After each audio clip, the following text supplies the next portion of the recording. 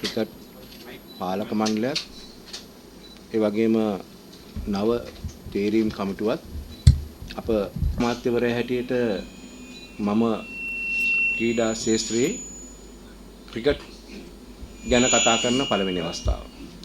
මේ පළවෙනි අවස්ථාවට ඉන්නකොට අපි නව තේරීම් කමිටුවකුත් එක්ක තමයි මෙතෙන් ආවේ.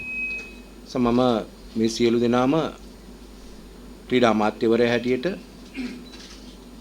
ක්‍රිකට් මණ්ඩල සභාපතිතුමා ඇතුළු කණ්ඩායම වෙනුවෙන් ඒ වගේම තේරීම් මණ්ඩලයේ සභාපති අරවින්ද සිල්වා ඇතුළු කණ්ඩායම වෙනුවෙන් ඒ වගේම ක්‍රිකට් කණ්ඩායමේ නායකයා වෙනුවෙන් ඔබ සැම සාදරයෙන් පිළිගන්නවා. ඒ වගේම අප ඉදිරියේ තව මාස 9කදී විශාල අභියෝගයක් තියෙනවා. මේ අභියෝගය ජයග්‍රහණය කරමින් සඳහා නිවැරදි තීන්දුව නිවැරදි ආකාරයට ගැනීමේ වගකීම අප වෙත පැවැත්වෙනවා. මේ පුංචි රට ගැන කතා කරන්න මාතෘකා තුනක් වුණා. පළමුවෙන්ම මම දන්න හැටියට මේ රට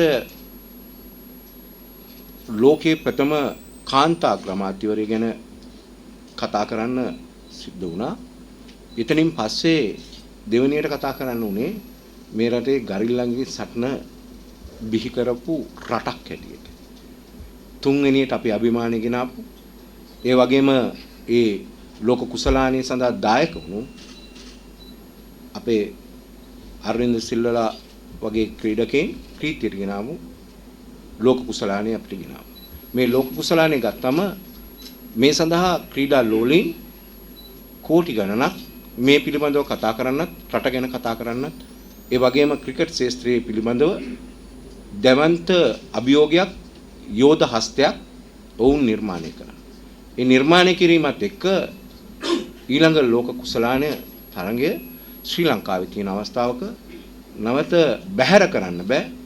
ආපහු ලෝක කුසලානය වෙනත් තැනකට දෙන්න බෑ කියන අරමුණ ඇතුව මේ සඳහා නිවැරදි තීන්දුව ගැනීමට අපි තේරීම් මණ්ඩලයක් පත් කරගත්තා. මේ තේරීම් මණ්ඩලයේදී මම හිතනවා බ්‍රයන් කිව්වා වගේ මේ සඳහා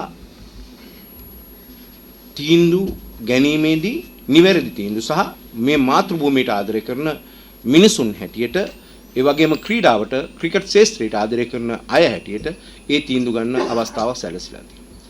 ඒ වගේම තමයි මේ ක්‍රීඩා ශාස්ත්‍රයේදී මේ ක්‍රීඩකයන් හැටියට මේ ක්‍රිකට් කණ්ඩායමේ නායකයා ඇතුළු කණ්ඩායම ඒ සඳහා විශාල මෙහෙවරක් කරලා අද ඒ තත්ත්වයන් සහ ඒ ශ්‍රී ලංකාවට තියෙන අභියෝගය ජයග්‍රහණය කරන්න පෙළ ගැහිලා ඉන්නවා. ඔවුන් ඒ සඳහා ක්‍රියාත්මක කිරීමේදී ක්‍රීඩා අමාත්‍යාංශයක් හැටියටත් ක්‍රීඩා ඇමතිවරයා හැටියටත් ඒ වගේම සමස්ත රටේ සහ ලෝකයේ ක්‍රීඩා ලෝලීන් වෙනුවෙනුත් ඒ නිවැරදි තීන්දුව ගැනීම සඳහා ක්‍රිකට් පාලක මණ්ඩලයේ සභාපතිතුමා ඇතුළු අයත් එක් රැස් වෙලා ක්‍රියාත්මක කරන්න සූදානම්. එවැනි අවස්ථාවක රටට ඒ තීරීම් මණ්ඩලය නිවැරදිව ඔබට එවන්න අවස්ථාව සලසා දීම තමයි මේකේ අරමුණ සහ මේ සඳහා ක්‍රියාත්මක කරන්න සූදානම්. ක්‍රිකට් පාලක මණ්ඩලය ගැන කතා කරපුවම මම හිතනවා නොයෙකුත් ආකාරයේ චෝදනා අපවාද අවලාද මේ සියල්ලත් ඉදිරියේ ඔබ ඉදිරියේ තියෙනවා. මේ පිළිබඳව කතිකාවක